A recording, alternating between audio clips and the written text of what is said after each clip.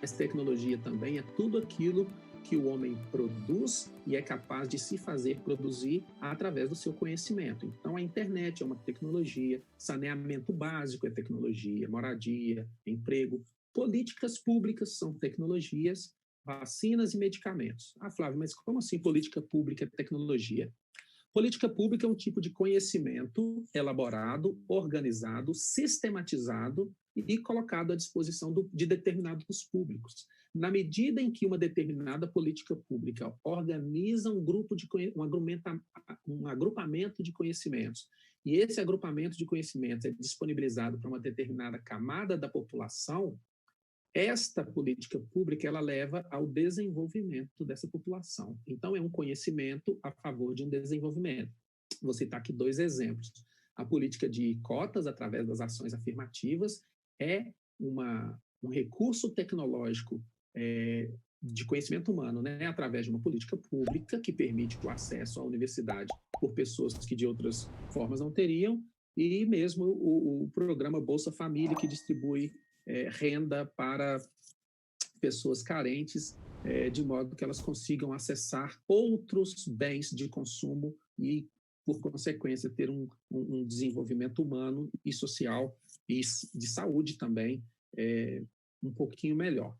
Então, na medida em que a justiça tecnológica ela impacta na justiça social, a gente começa a ter segregação de setores. E nisso a gente consegue perceber alguns dados muito importantes. Por exemplo, se a justiça tecnológica impacta na justiça social e essa justiça tecnológica não tem funcionado de uma maneira adequada, de acordo até com o relatório da ONU de 2019, a gente pode entender que os aspectos tecnológicos e a má distribuição desses aspectos tecnológicos vão fazer, a médio e longo prazo, com que escolas públicas tenham níveis de desenvolvimento educacional, pessoas da escola pública, professores, estudantes, comunidades que são atendidas por escolas públicas vão ter níveis de desenvolvimento educacional piores do que em outras situações nas quais há investimento e nas quais há a preocupação com a infraestrutura e com a capacitação de professores e por aí vai.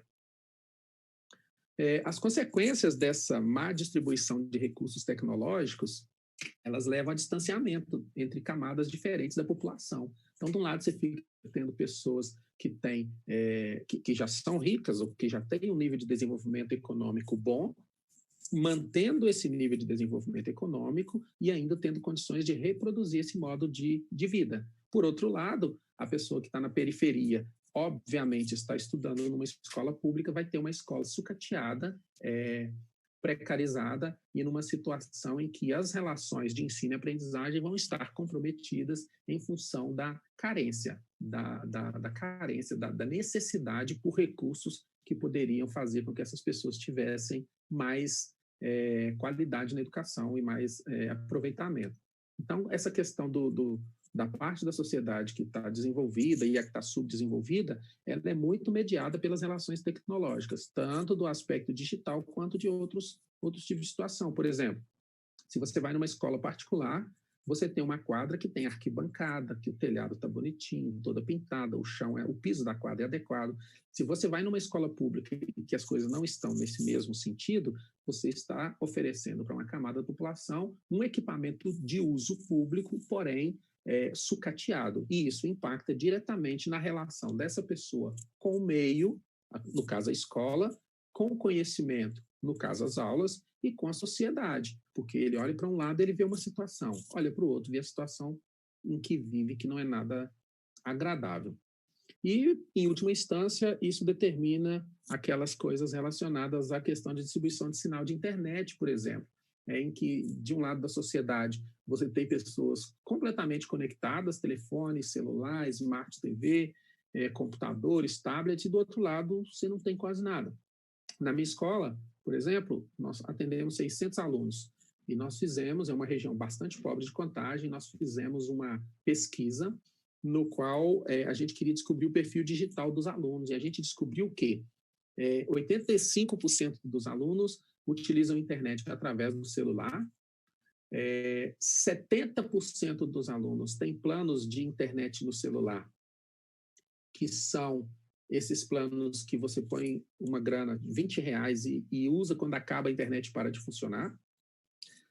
Mais de 90% desses alunos têm apenas um aparelho com conexão à internet em casa, ou seja, às vezes tem 3, 4 filhos precisando, por exemplo, de fazer as coisas da escola durante a pandemia e tem um celular para esses 3, 4 filhos. Fora que às vezes o celular é do pai ou da mãe e eles precisam para trabalho, precisa sair para trabalhar e levar esse aparelho. Então, essa questão da exclusão digital, o apagão digital que há em determinadas camadas da população brasileira é muito atrelado a algumas coisas relacionadas ao aspecto da segregação social, que está também atrelado a quem é o público que está nessa situação. No caso, o estudante da rede pública, na grande maioria das vezes. Quando a gente fala de rede pública, às vezes a gente homogeneiza esse termo. A rede pública não é a rede pública, são as redes públicas, tá? E as redes públicas de ensino, elas se organizam em 3 grandes grupos. Então, você tem as redes públicas municipais, que oferecem 14 anos de formação aos estudantes, sendo 9 anos no ensino fundamental, 3 anos no ensino médio, 9 anos no ensino fundamental, 3 anos no ensino médio e mais 2 anos, 1 ou 2 anos na creche. Por outro lado, em alguns municípios, você tem o Estado assumindo o ensino médio. Então, tem cidades, por exemplo, em Minas Gerais, em que o Estado arca com o ensino no ensino fundamental, por exemplo, do 1º ao 9º. Isso ainda existe, embora haja uma orientação legal para que o ensino fundamental fique para o município, há municípios extremamente pobres que não têm condições de bancar isso, então o Estado acaba arcando com isso. E, por último, a gente tem a União, o governo federal, que é responsável pelas universidades e por cerca de 12% do ensino médio, que é o que eles chamam de ensino médio técnico. Então, as redes municipais, por exemplo, são as mais comuns, mas a gente ainda tem outras 2, e a organização dessas 3 redes de ensino é o que a gente chamaria aí de ensino público. Então, você tem o ensino público municipal, estadual e federal.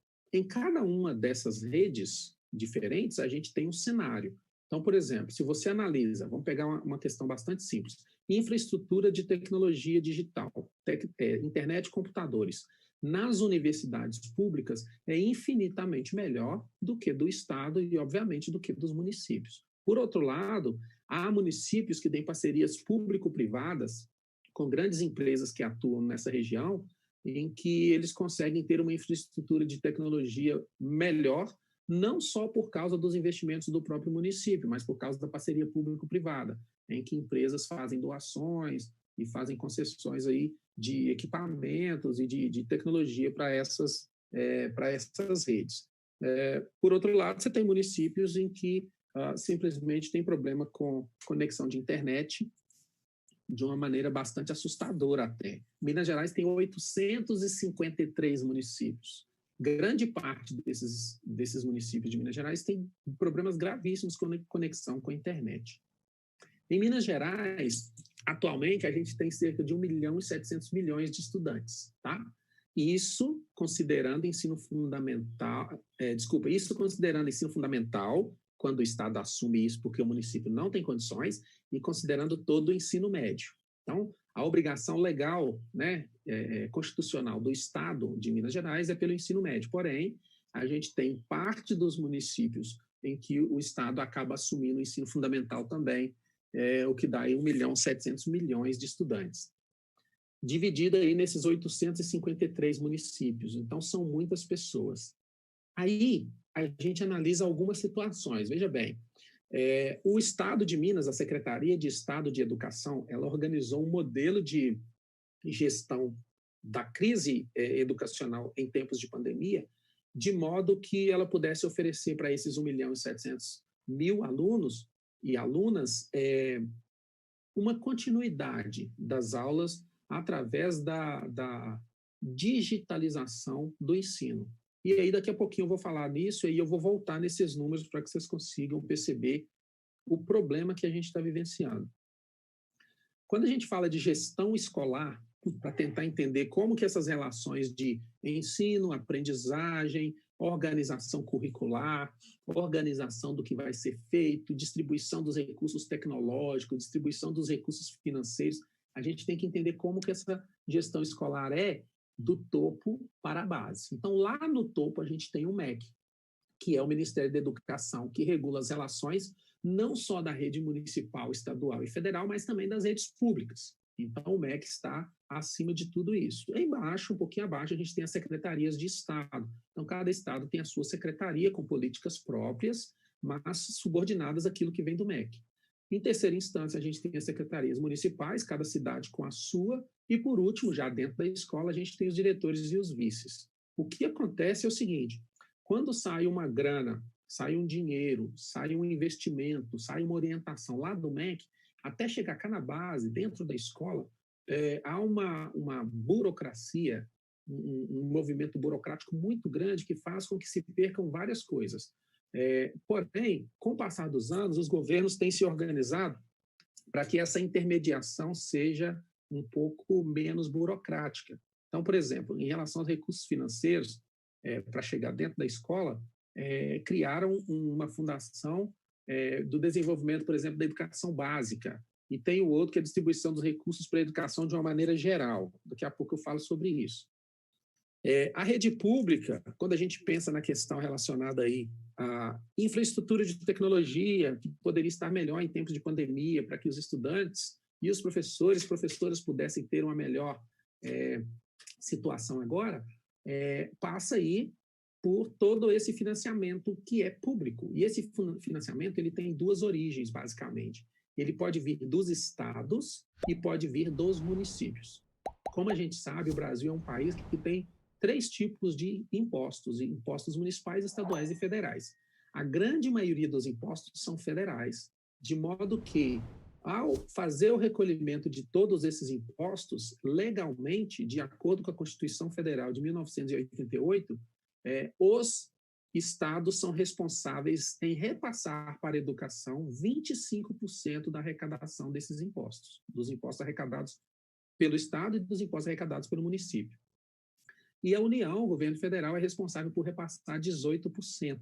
Então, quando vocês viram, por exemplo, mês passado, aquela votação no Congresso relacionada ao Fundeb, que é o Fundo Nacional de Desenvolvimento da Educação Básica, aquilo ali eram pessoas, né, de todos os vieses políticos interessados em interferir na composição desse fundo, que é o que coloca dinheiro nos estados. Para vocês terem uma ideia, Minas Gerais, o Brasil tem um piso salarial para professores da rede pública. Piso quer dizer mínimo. Então, quando a gente fala de educação, a gente está falando, na maioria das vezes, do mínimo. Quando você fala de juízes, de senadores, eles sempre falam do teto. Quando fala da educação do servidor público, do nível das redes públicas de educação especificamente, a gente está falando sempre do piso. O piso é o mínimo. E a grande maioria dos estados brasileiros não fazem pagamento do que a lei determina como mínimo para os professores.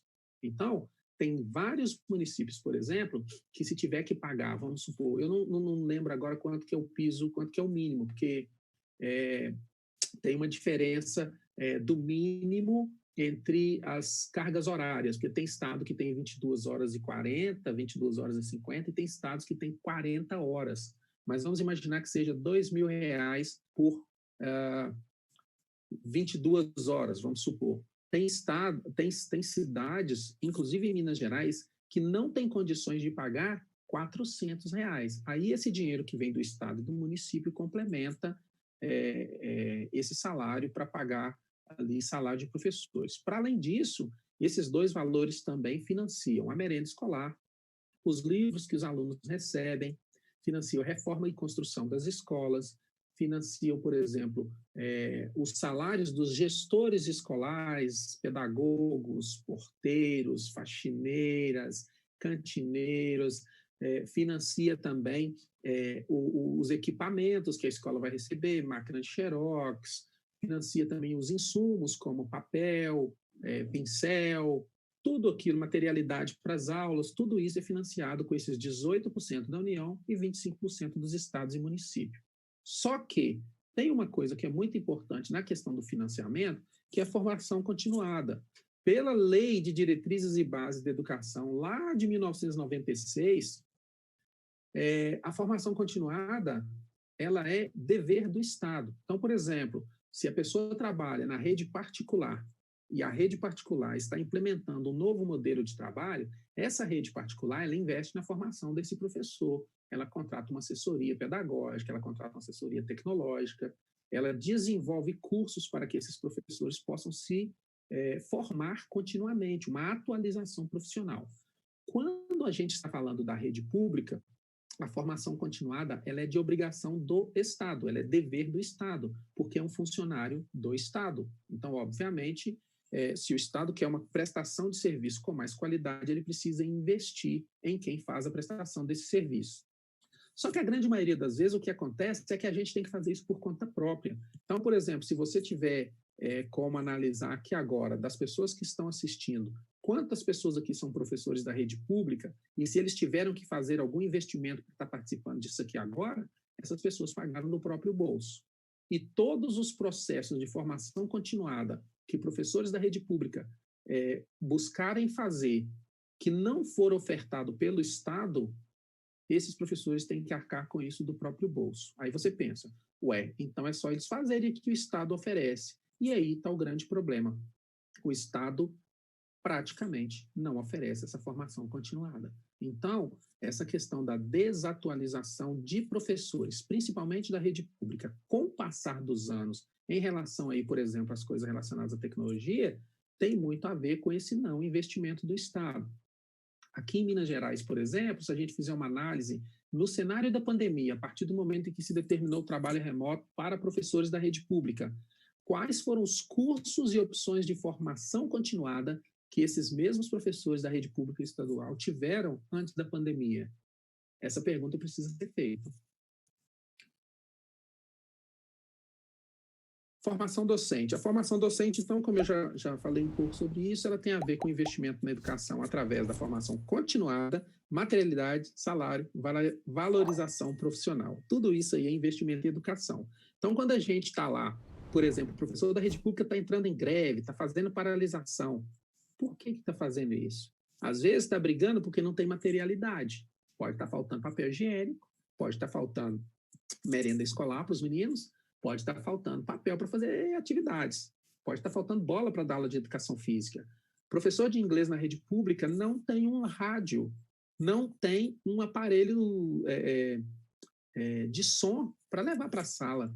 Professor de inglês da rede pública não tem materialidade. A gente recebe um livro do MEC, há casos em que são livros bons, mas na grande maioria das vezes são livros que não são adequados para a realidade que a gente tem, e parece que ninguém está preocupado com isso. Então, os movimentos de luta, a gente chama movimentos de luta, na maioria das vezes mediado por sindicatos, em prol de melhoria da educação pública, tem a ver com todas essas coisas, atualização profissional, tecnologias para a escola, formação continuada, materialidade e, lógico, valorização profissional, principalmente através de salários, que é muito baixo. Em Minas Gerais, nós temos atualmente 79,3% dos municípios com acesso à internet. Só que ter acesso à internet não quer dizer que ela é boa, né? Então, às vezes você tem internet hoje que é tão ruim quanto a que nós aqui, por exemplo, da capital, tínhamos 10, 15 anos atrás. Dos 853 municípios de Minas, cerca de 270 apenas são cobertos pelo sinal de rede de TV que transmitem as teleaulas do Estado.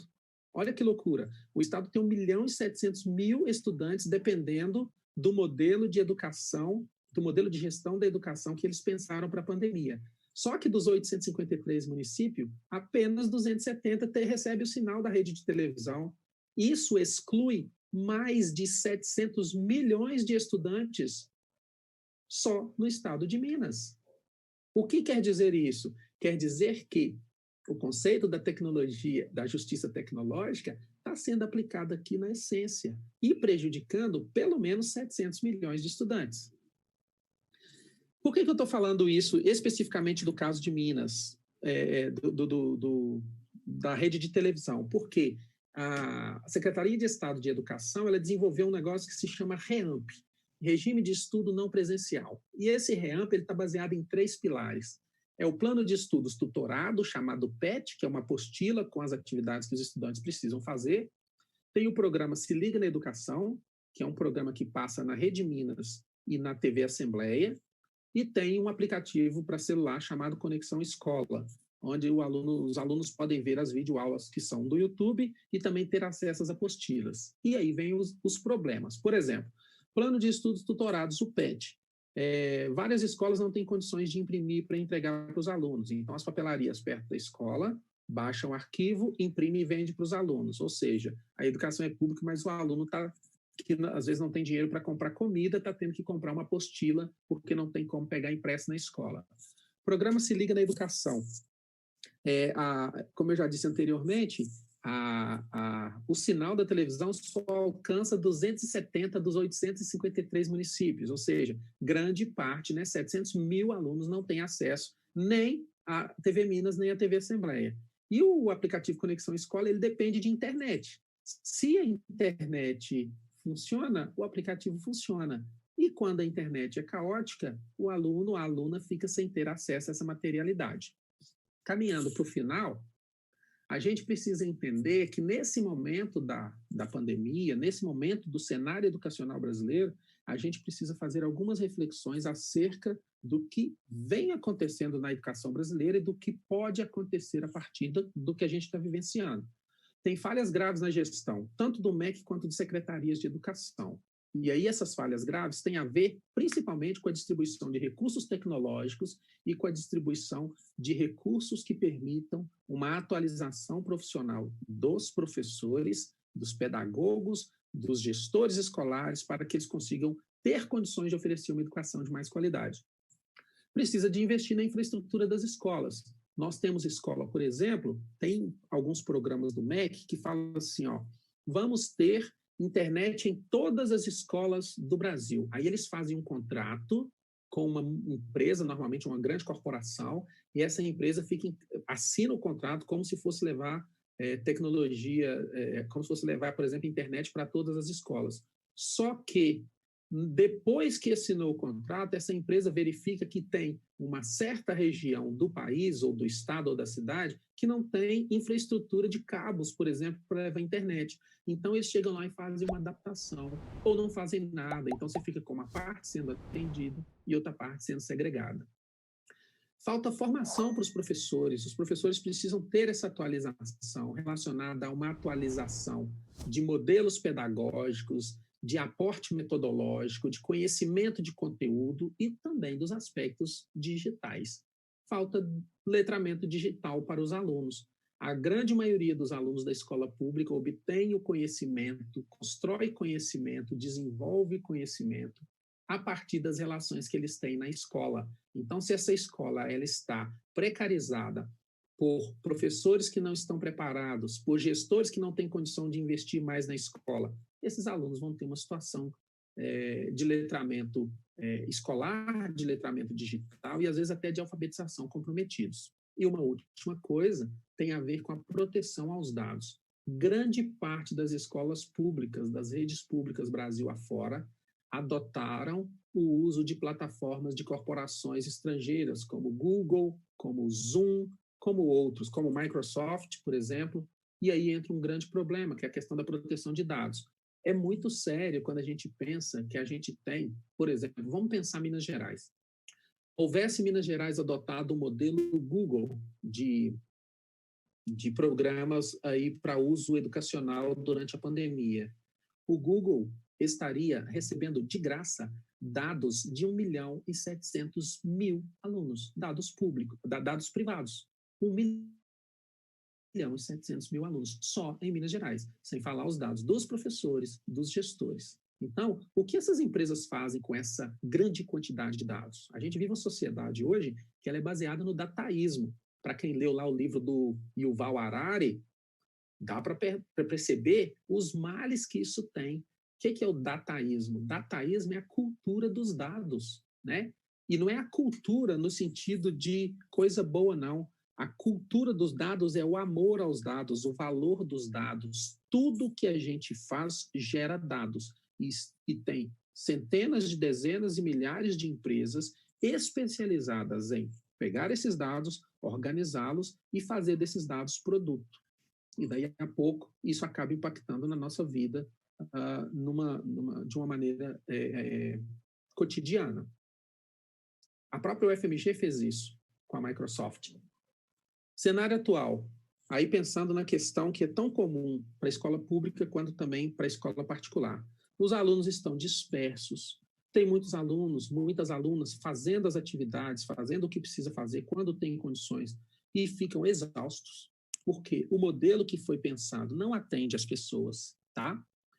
Tem essas questões relacionadas à exclusão social. Lá na escola, eu disse que 85% dos alunos utilizam celular, 85% dos que responderam à pesquisa, porque apenas 32% dos alunos conseguiram responder a pesquisa. Por quê? Porque só 32% tem internet. Os outros 68% não têm internet. Então, tem essa questão da exclusão social pela exclusão digital.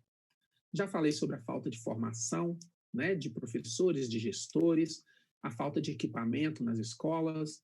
É uma coisa cada vez mais importante no cenário da escola pública, o papel da família. Lembrando que as famílias, elas estão num momento de bastante apreensão. Grande parte das famílias tem pessoas desempregadas, estão vivendo aí de doações, estão vivendo de auxílio emergencial do governo federal ou de auxílios municipais, igual aqui em Contagem mesmo tem um auxílio municipal chamado Vale Merenda, né? Os alunos, as alunas têm sentido extrema dificuldade nas coisas que têm a ver com a falta de socialização do espaço escolar. Aluno de escola pública, na sua grande maioria, não vai para clube, não faz aula de balé, não faz aula de inglês. A estruturação da socialização desses alunos é dentro da escola. Então, se a escola tem algum recurso extra para oferecer, é lá que vai fazer. É bem problemático isso. Já em relação aos professores, a gente caminhou para um modelo de educação mediado por tecnologia que não foi planejado. De uma maneira geral, a gente pode dizer isso, não foi planejado. Então, as pessoas estão aprendendo na prática. Quando as coisas não são planejadas, elas tendem a caminhar em direção ao conteudismo, então é muito conteúdo que as pessoas estão desenvolvendo, muito conteúdo que os alunos estão recebendo e muita coisa que está deixando de ser feita porque essa relação não está sendo benéfica. Tem um excesso de burocracia do trabalho do professor e o excesso de trabalho do professor. Falta pouco agora, pessoal. Parte dos alunos não tem letramento digital, já falei, parte dos professores também não tem, já falei, a gente não pode generalizar e dizer que é todo mundo, né? É parte. Quando a gente fala parte dos alunos não tem letramento digital, sempre tem alguém que fala assim, Flávio, mas o Mark Prensky, lá em 2001, disse que os alunos de hoje são nativos digitais, enquanto os professores são imigrantes digitais. Esses conceitos já foram revistos, hoje a gente nem trabalha com esse conceito mais. Eu faço o mestrado em Educação Tecnológica na UFMG. A gente trata desses assuntos hoje considerando não nativos e imigrantes digitais, mas tratando de residente digital e visitante digital. Esses são os conceitos. Porque se a gente entender que o aluno é nativo digital, o que é ser nativo digital? É dominar tecnologia? Mas os meninos às vezes sabem mais tecnologia que os professores. Mas que tipo de tecnologia? Eles sabem estudar através da tecnologia? Através da mediação da tecnologia? Ou ele sabe jogar? Ou ele sabe usar rede social? E os usos que esses alunos, essas alunas fazem de rede social e de tecnologia é um uso crítico, no qual eles conseguem perceber o que é certo, o que é errado, o que pode, o que não pode, o que é correto, o que não é, o que é bom, o que é ruim, diferentes pontos de vista, letramento crítico. Né? Então é preciso repensar isso. É preciso refazer modelos pedagógicos para uma educação amparada por recursos digitais.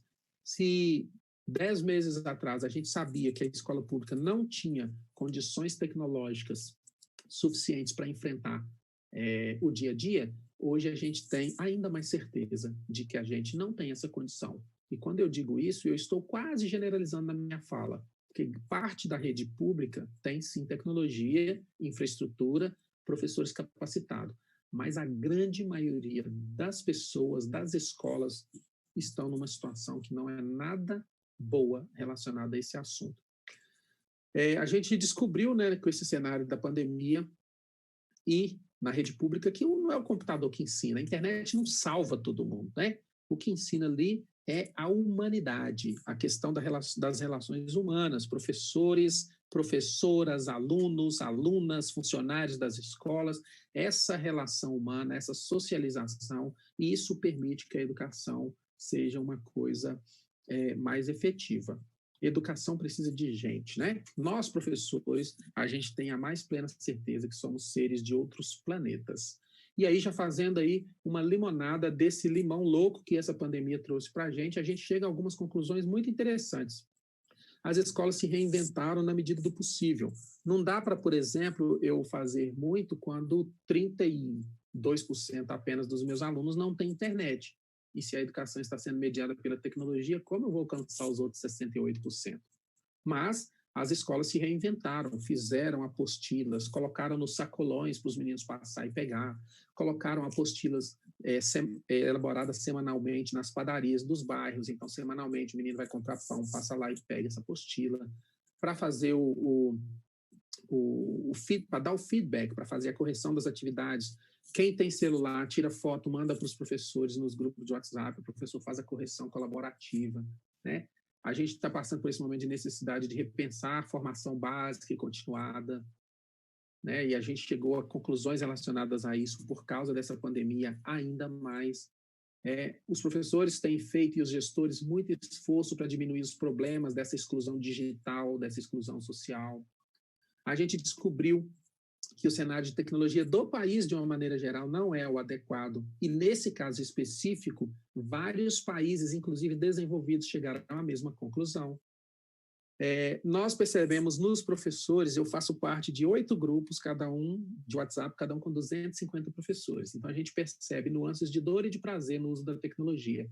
Professores que eram tecnófobos, com medo da tecnologia, e professores que são tecnófilos, amantes da tecnologia, convivendo no mesmo cenário, às vezes no mesmo espaço digital, tendo que fazer os mesmos usos. E as pessoas têm se ajudado, as pessoas têm compartilhado. Nesses grupos de WhatsApp que eu participo, tem tanto pessoas do Instituto Federal, que é uma rede pública que está num cenário bastante próximo do ideal, quanto pessoas da rede pública, por exemplo, aqui de Contagem, em que tem escola que está totalmente sucateada.